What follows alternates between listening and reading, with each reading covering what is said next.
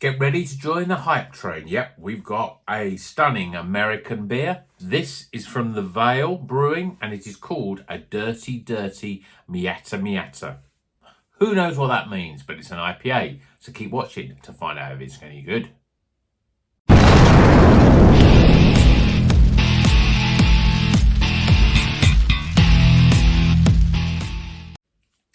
Welcome back to Rocker's Beer Review as I throw my glasses off.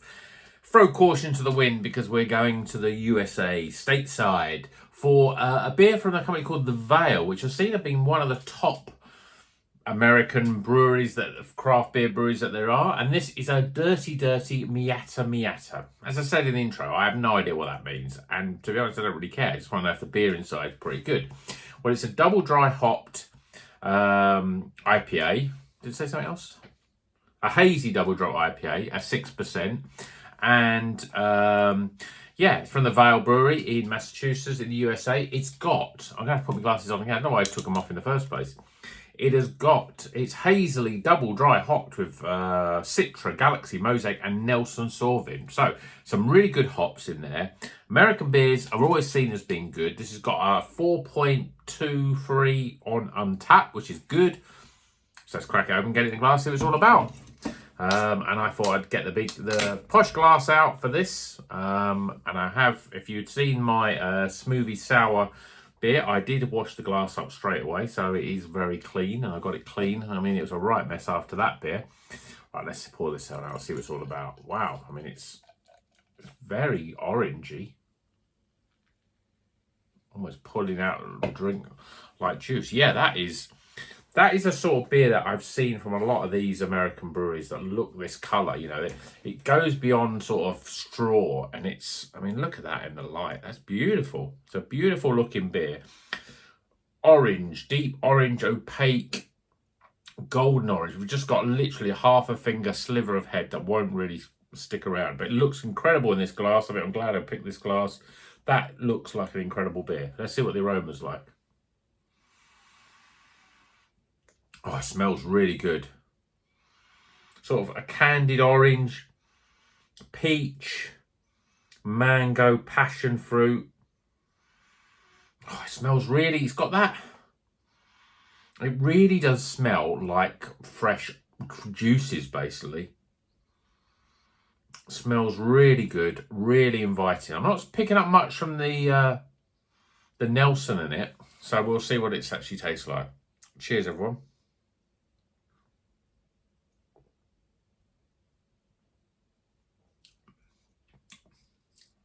Wow, that is really good.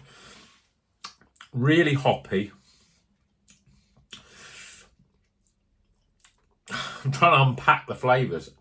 Similar to the aroma, there's a lot of those sort of tropical notes in there. Mango. Actually, it's very, very good and complex. So you get that mango, peach and orange, sort of sweet orange up front.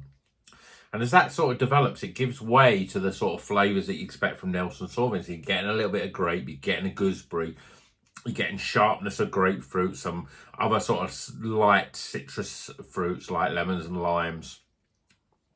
It's soft to drink. I wouldn't say it was medium bodied, it's fairly light.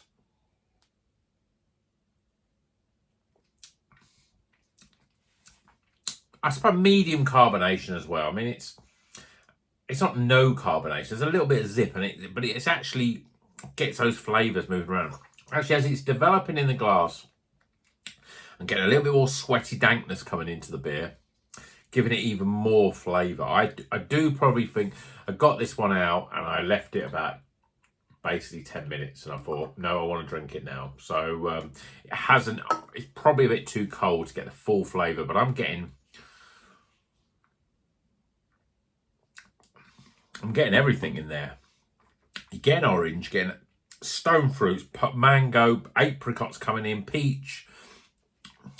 It's a lot more orange heavy. I think the Galaxy is a bigger hop. It's definitely got that Galaxy sort of oomph flavour to it. And I do like the way that the Nelson Sauvin is almost like an afterthought in this beer. A lot of the time, Nelson Sauvin, it hits a beer and it's so overwhelming. It's like, yeah, bang, it's got Nelson Sauvin. I know it's got Nelson Sauvin. This one, it sort of comes in later. on the back end, you get that sort of sharp grapefruit first. And when that sort of taste develops a little bit more on the palate, and you're getting those little notes of gooseberry, the little notes of grape and melon as well. And as I say, there's other citrus in there. The grapefruit is actually quite sharp in that it leaves that quite dry bitterness. You know, it's a double dry hop. There's a lot of beers that I've had that are double dry hopped, and I wouldn't even, unless I read the can, I wouldn't really notice the difference between a double dry hopped and just dry hopped or just hopped or whatever you would call it. And it's like, but with this, you're getting that dryness on the back, and I can taste, my palate has sort of got that sort of dry, sort of almost furry sort of flavour to it. And it's so dry, and you think, I've got to drink something else. So you pick this up and you think, yeah, packed full of flavour. It's amazing that it's 6% because you're not getting, I mean, it is quite hoppy. In fact, it's very hoppy. You're getting a little bit of hop burn, not much, just a little bit.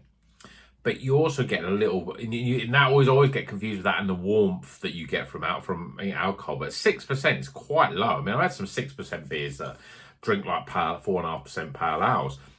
This almost drinks in the opposite way. It's just because it's got so much flavour, and there's that big hoppy up front dankness as well that's coming in. And the sort of flavours you're getting that sort of grapefruit, you're getting a bit of resin now coming in as the flavour develops. It does really develop nicely.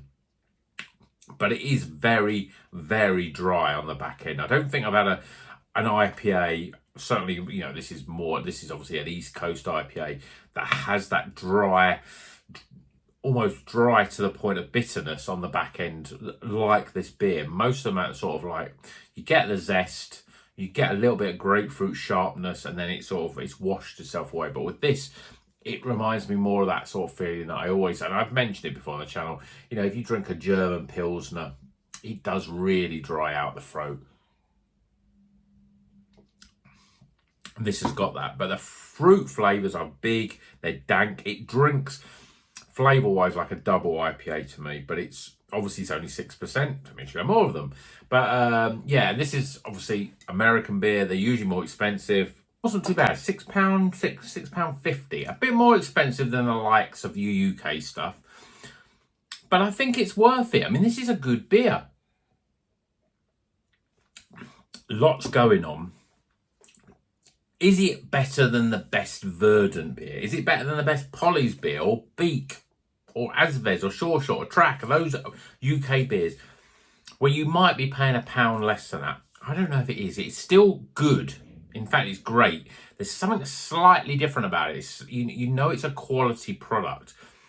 There's a lot of flavour in there. There's a lot of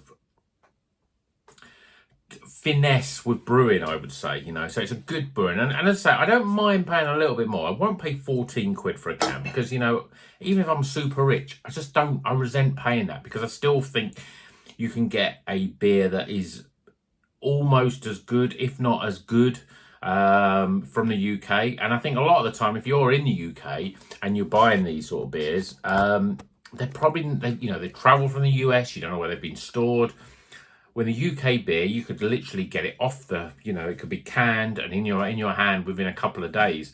It's fresher, you know. So you know, if you compare a 9-month-old American beer with a 2-week-old UK beer, you know, there's a big difference. So yeah, I've gone off on a sort of slight tangent, but what I'm saying is that American beers are very good if you go for the right brewery, but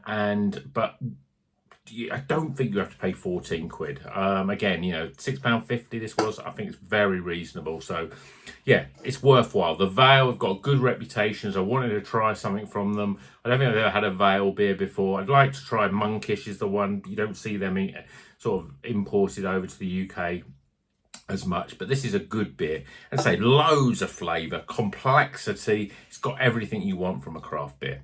So let's get some scores.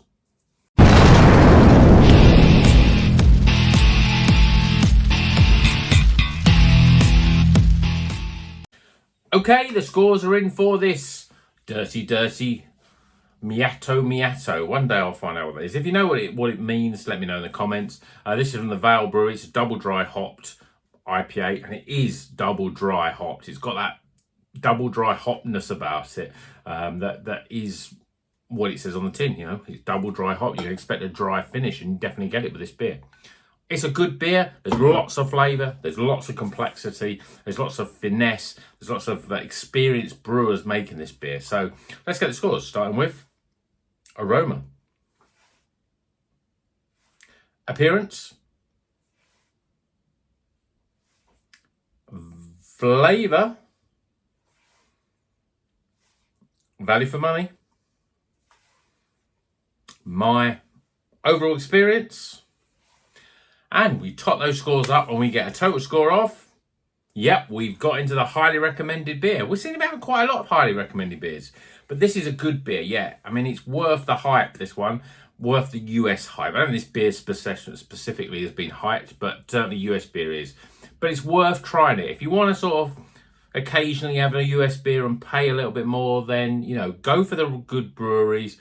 And go for and don't feel that you have to pay 14 quid for a can of beer, because that is just ridiculous. This is not bad at all. In fact, it's pretty damn good. So let me know what you think of a US beers. Are you on the hype train, heading to Hypesville with the US beers? Let me know what's your best beer you've ever had from the US. Let me know in the comments. Hope you enjoyed the video. Give it a thumbs up if you like it. If you're not a subscriber, please subscribe. I say it in every video. And until the next one, you know what you do. Good drink, good draft. I can't even talk probably. Drink good craft beer and keep on rocking.